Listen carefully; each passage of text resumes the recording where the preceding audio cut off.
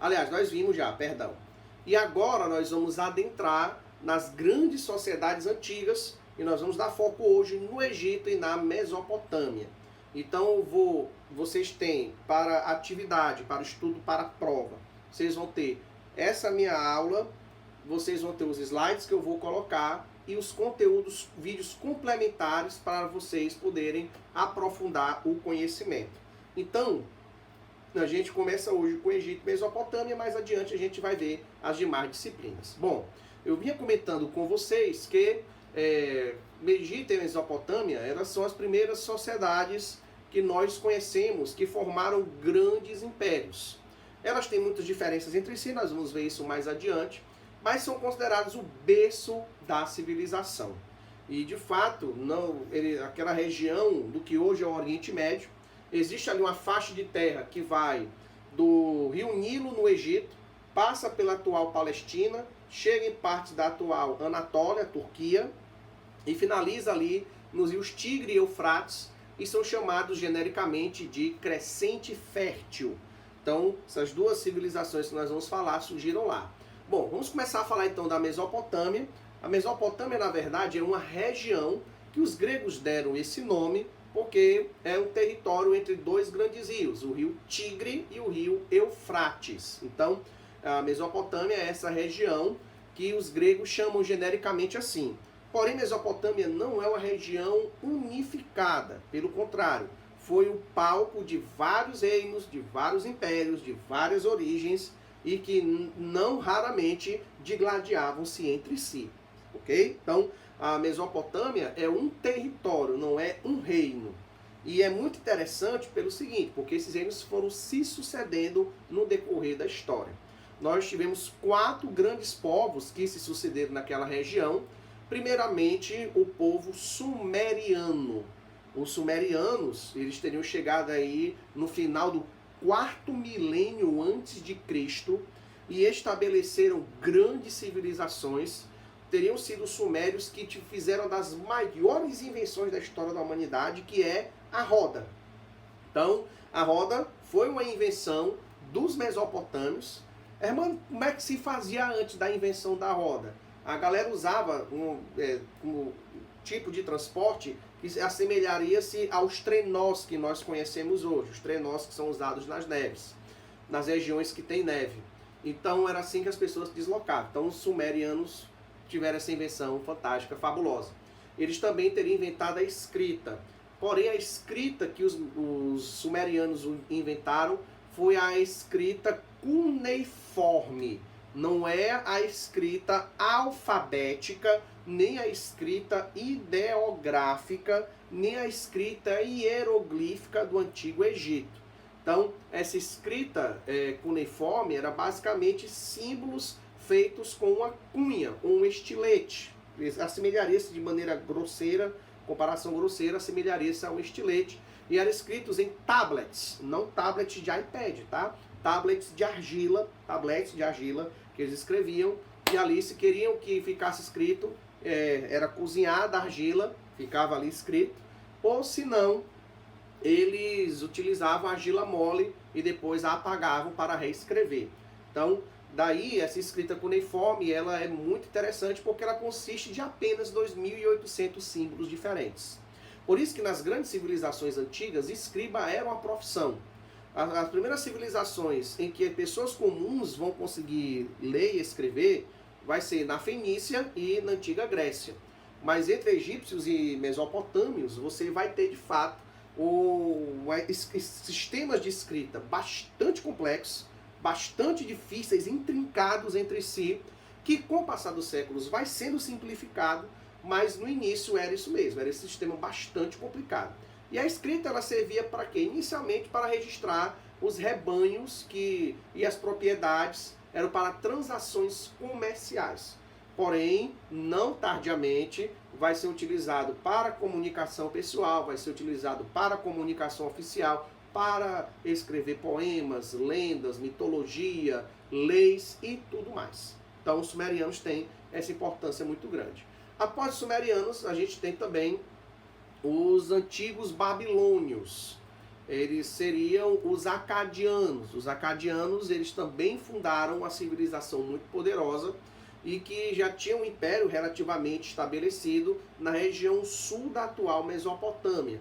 E essas grandes cidades como Ur, Uruk, Nippur, Lagash, que eram cidades confederadas, cada uma com seu rei, mas em alguns momentos elas se unificavam sob um determinado governante, que foi o caso do Hammurabi. Hammurabi foi um governante que dominou aquela região sul da Mesopotâmia no século XVIII a.C., por volta de 1750, 1780 a.C., Hammurabi governou e ele criou o primeiro código de leis escrito da história da humanidade, código esse que levou seu nome, o Código de Hammurabi.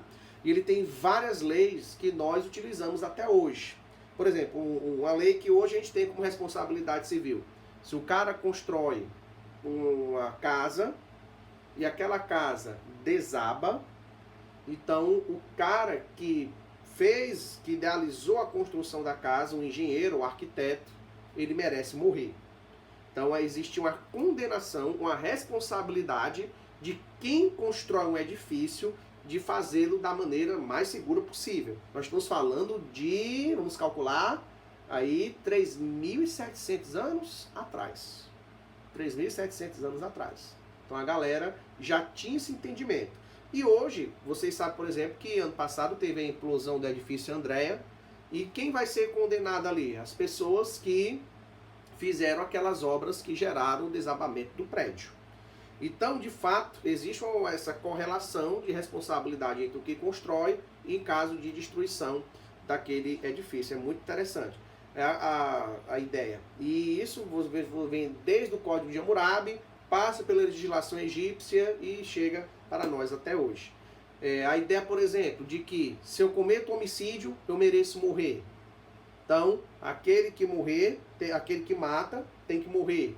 E é interessante porque o Código de Hammurabi, ele estabelece a lei do talião, que inclusive Moisés, lá na lei mosaica entre os hebreus, nós vamos estudar isso nas próximas aulas, nós vamos ver que os hebreus também pegaram muito do Código de Hammurabi. A lei de Moisés tem uma porrada de coisa do Código de Hammurabi.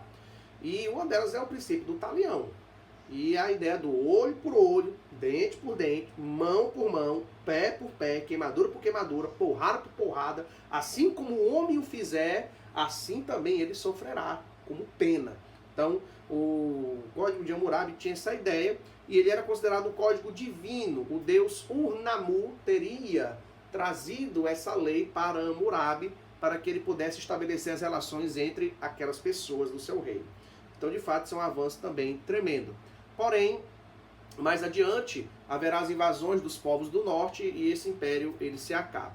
Mais adiante, aí, já por volta do século X a.C., a terceira grande civilização ascende na antiga Mesopotâmia, que é a civilização dos assírios. Os assírios, eles têm, de fato, assim, um poder tremendo, porque eles vieram do atual sul da Rússia, e eles, então, invadiram o norte da Mesopotâmia e estabeleceram um reino muito poderoso. Mas aquele reino, ele era atacado constantemente, porque se você observar, o norte da Mesopotâmia é um encruzilhado do mundo. Então, quem vem do Oriente para o Ocidente, do Ocidente para o Oriente, do Norte para o Sul, do Sul para o Norte, todo mundo passa pela atual Assíria. Então, é muito interessante porque eles desenvolvem uma índole guerreira extremamente feroz. A crueldade, a brutalidade, a extrema violência dos assírios era notória em todo o mundo antigo. E a sua corrida para o poder começa por volta do ano 800 a.C. e vai adentrar até o ano 580 a.C. Então, esses poderosos assírios, eles formaram um império muito grande, dominaram praticamente toda a Mesopotâmia, dominaram praticamente todo o Oriente Médio e ainda chegando a dominar por algum tempo também o Egito. Então, eles se destacavam pela sua crueldade, eles gostavam de mutilar, eles gostavam de, por exemplo, uma cidade que não aceitava o domínio deles. Eles matavam as pessoas, penduravam as cabeças em cima dos muros e os corpos espetados em estacas nos muros. Era uma cena assim dantesca, grotesca, que eles faziam. Era uma crueldade assim sem fim. Por isso que na Bíblia Sagrada, você vai ler a história de Jonas e vai ver que Jonas não quer ir para Nínive, porque Nínive era a capital do Império Assírio. E como capital do Império Assírio, Jonas sabia o que os assírios haviam feito com seu povo. Jonas era de Gat-Hefer, que era uma cidade do norte do reino de Israel, que havia sido atacado pelos assírios, e muito provavelmente muita gente de sua família morreu, muita gente de sua família assassinada, exterminada, e por conta disso ele não queria que os ninivitas se convertessem ao Deus de Israel. Mas a ordem de Deus é que ele deve ter misericórdia mesmo quando aquelas pessoas não merecem. Então ele acaba pregando, o povo se converte e tal. Todo mundo já conhece a história do Jonas. O pessoal geralmente já atrela a história do Jonas com um grande peixe que o comeu, ele ficou 3 dias e 3 noites na barriga do animal. Mas esse contexto histórico ele envolve toda a trama na narrativa de Jonas, porque de fato a crueldade deles era tremenda. E a gente tem crueldade até hoje, né?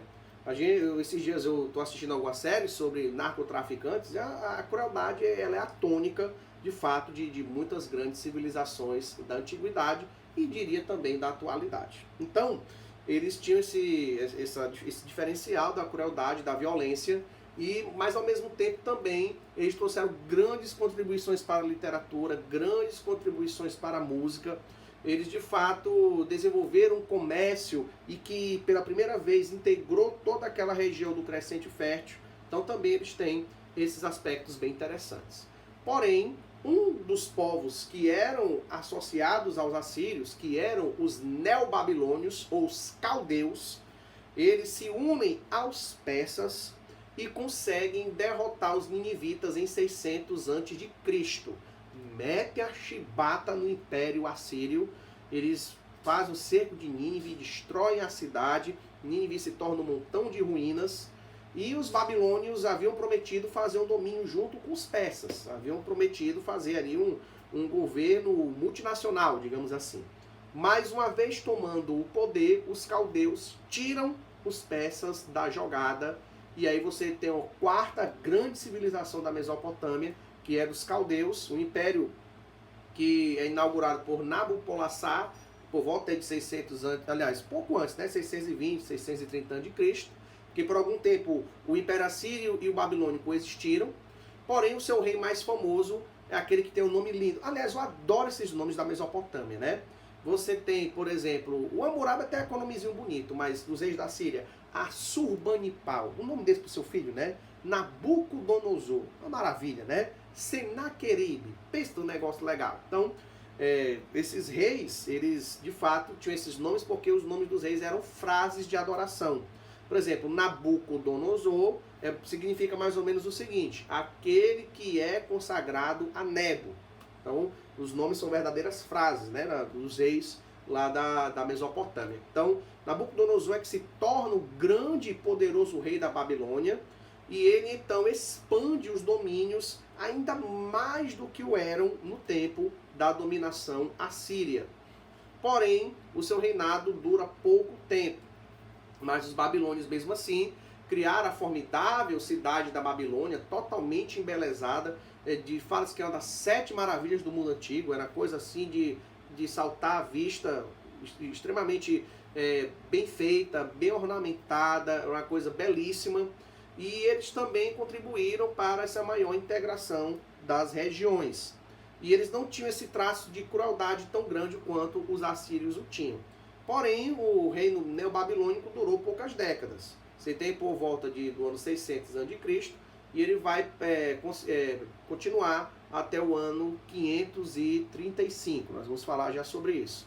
Foi nesse período também que houve o exílio de Judá. O reino de Israel já tinha sido destruído lá no antigo Israel, já havia sido destruído pelos assírios, e agora os babilônios acabaram com o chamado reino de Judá, que sobrevivia no sul, e levou seus moradores, os hebreus, para a Babilônia, no chamado exílio babilônico, para você ver como a Babilônia é poderosa, né? Você que conhece, né?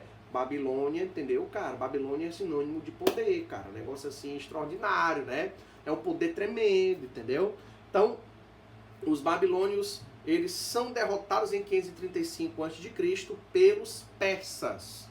Porém, os persas se unificaram com o outro povo vizinho, que eram os medos. E os persas não fizeram a traição que os babilônios fizeram. Medos e persas se uniram, derrotaram os babilônios por volta de 535 a.C., com seu grande rei Ciro o Grande. Para você ver que Ciro é um nome extraordinário, né? Você vai ter Ciro na Bíblia Sagrada, você vai ter Ciro na história antiga, e você vai ter Ciro como um nome aí de um cara importante, né, e tal, que eu não vou entrar em detalhes políticos para não criar polêmica. Mas Ciro, de fato, é essa figura muito importante que se torna rei da Pérsia. E Ciro o Grande, ele não é o primeiro rei dos persas, existiam outros antes. Existia Aquemenes, por exemplo, que era o antepassado, daí a dinastia dos Medo-Persas chamada dinastia Aquemênida. Existiram outros antes dele, mas ele é que é a figura mais importante, porque ele consegue derrotar os babilônios, ele traz o povo os hebreus que tinham sido deportados para a Babilônia, eles voltam para Judá, daí eles não são mais chamados de hebreus, e sim de judeus, porque a imensa maioria era da tribo de Judá, e ele expande os seus domínios para locais nunca antes nem imaginados.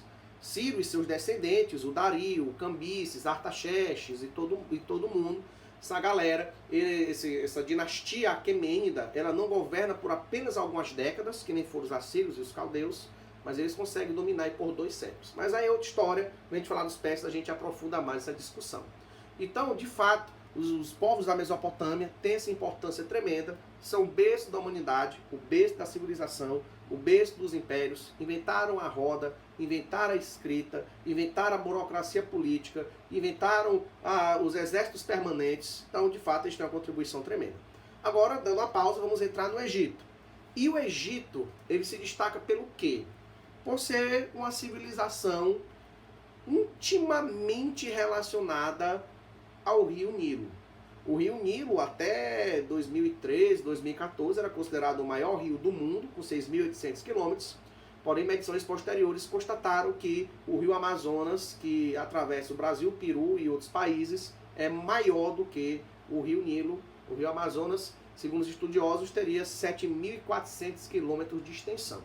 Mas o Nilo está ali coladinho agora em segundo lugar. O rio Nilo nasce no coração da África, na região ali do que atualmente hoje é o Congo, e ele deságua na atual cidade de Alexandria, no Egito. Ele não tem uma rede de rios muito grande, como por exemplo é o Amazonas. Você sabe que o Amazonas, o grosso mesmo, é a confluência do Rio Negro com o Rio Solimões.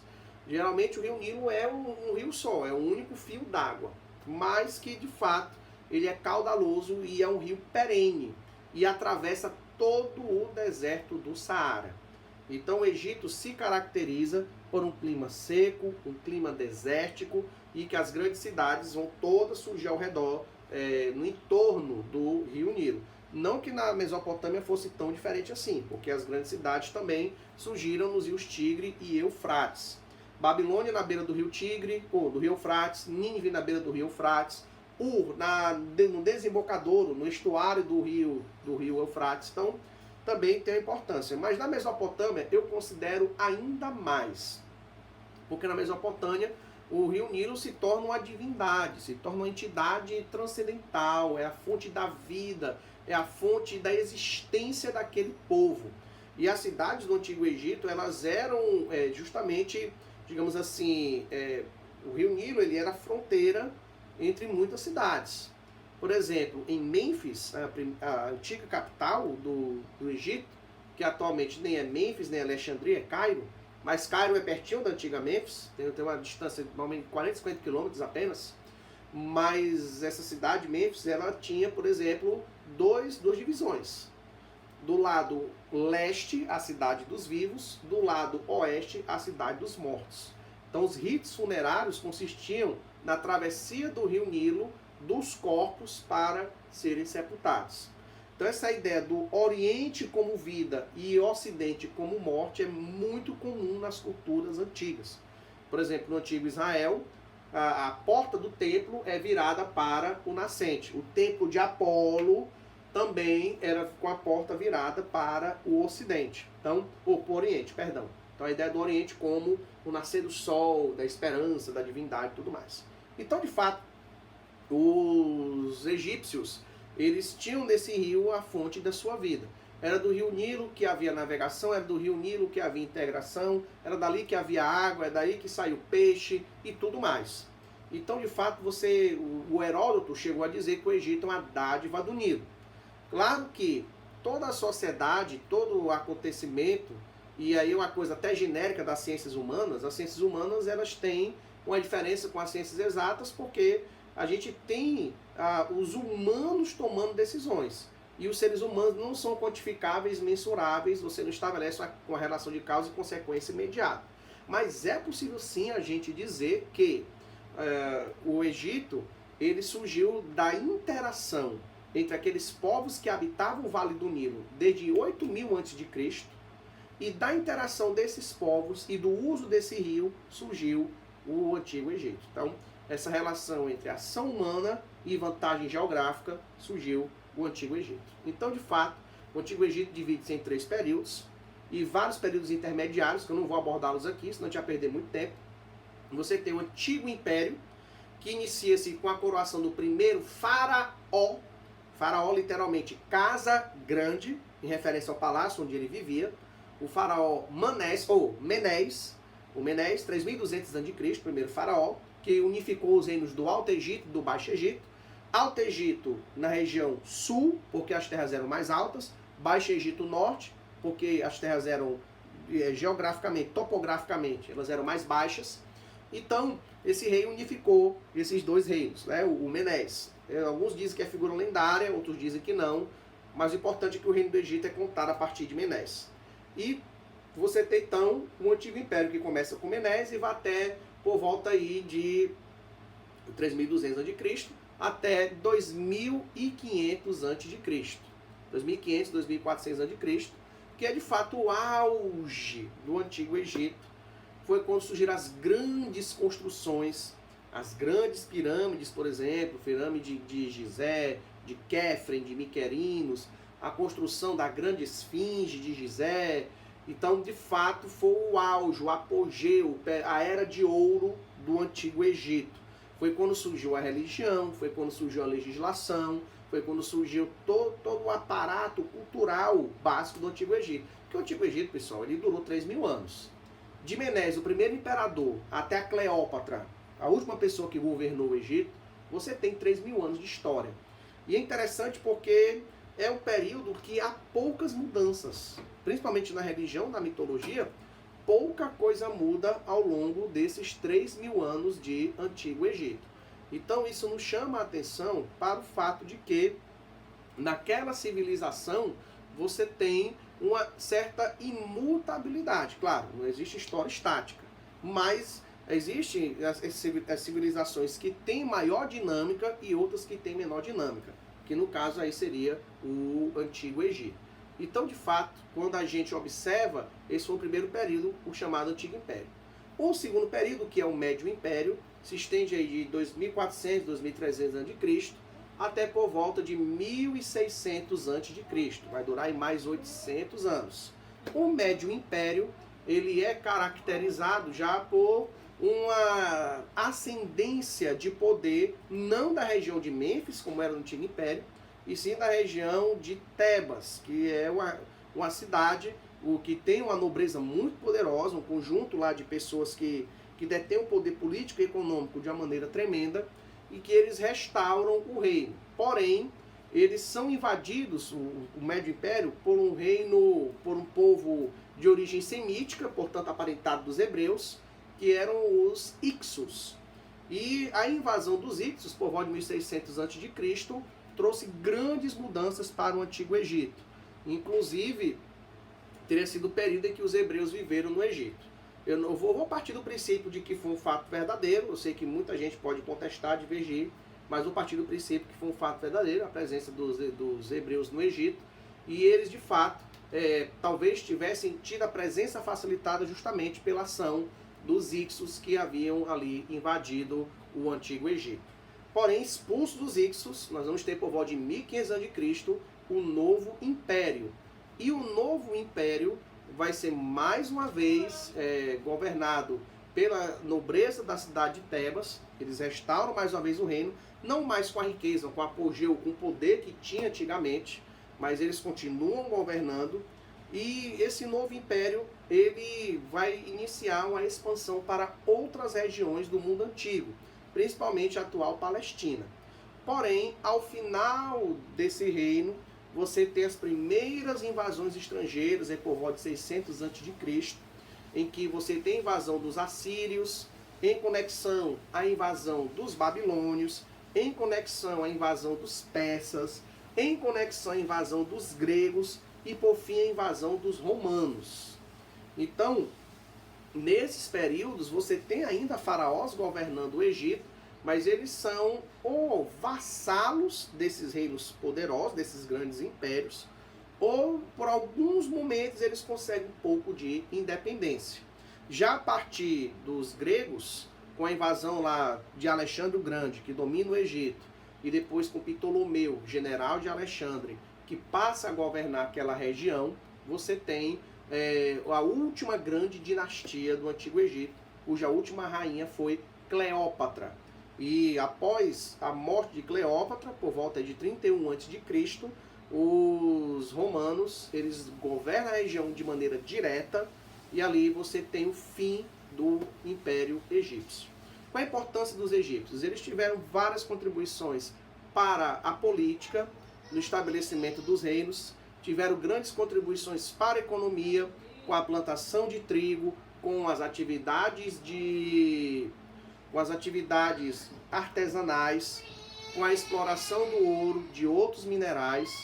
Você tem ainda, como grande importância para o Antigo Egito, o aspecto cultural, em que eles desenvolvem a escrita hieróglifa, que é uma escrita que tem inúmeros caracteres, aí são cerca de 2.500 caracteres, tão complexa quanto a escrita da antiga Mesopotâmia. E você tem também o desenvolvimento de várias técnicas médicas, como, por exemplo, o engessamento de membros, a questão, por exemplo, do conhecimento dos órgãos do corpo humano, muito aprendidos com as técnicas de embalsamamento e por aí vai. Bom, na religião egípcia, você tem uma trindade, assim como na religião mesopotâmica. Você tinha lá Tamuz, que era o filho, o pai que era Marduk, a mãe que era Istar, e também entre os egípcios você tinha o deus supremo Osíris, a deusa mãe Ísis e o filho Horus, que seria o pai dos faraós. Os faraós são considerados filhos do deus Horus. E que essa mitologia, de fato, ela se imortalizou nas construções. A arquitetura egípcia, ela tem monumentos, construções que duram até hoje. Tanto é que a arqueologia moderna se baseou muito nas pesquisas no Egito Antigo e mais adiante em regiões da antiga Mesopotâmia. Então, de fato, a contribuição desses povos para a humanidade foi tremenda. Então, esperamos que você tenha aproveitado bem a aula, que você estude o material que nós vamos passar e possa fazer a atividade. A atividade ela vai ser feita no próprio aplicativo Google Classroom. Não vai ser feita me mandando por WhatsApp. Você vai fazer um resumo da aula, um resumo do material e dos vídeos, vai fazer o seu resumão, o seu entendimento, e aí você vai então colocar lá na aba Atividades do Google Classroom, adicionar seu comentário para dar tudo certo. Então, muito obrigado pela sua